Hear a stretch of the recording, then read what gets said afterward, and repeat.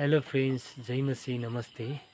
अनि तपाईँहरूको माझमा केही घरेलु औषधिको बारेमा जानकारी लिएर आएको छु साथीहरू।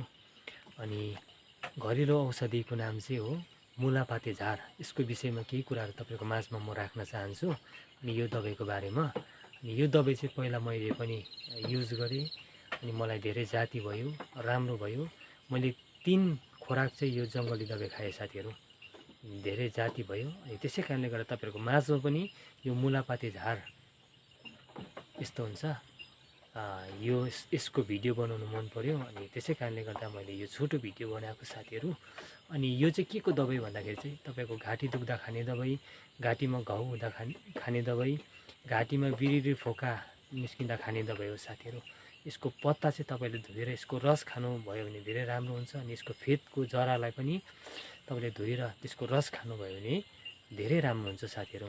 कति दफा तपाईँ र मलाई सरकारी दबाईले जाती हुन सक्दैन।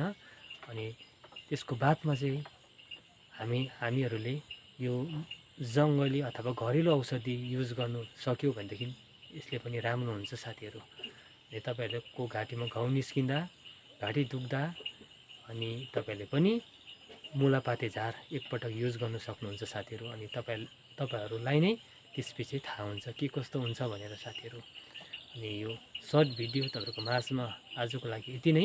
फेरि पनि तपाईँहरूको माझमा नयाँ कन्टेन्टहरू, नयाँ भिडियोहरू तपाईँको माझमा आउनेछु। तबसम्मको लागि बिदा दिनुहोस्। हुन्छ साथीहरू, बाई।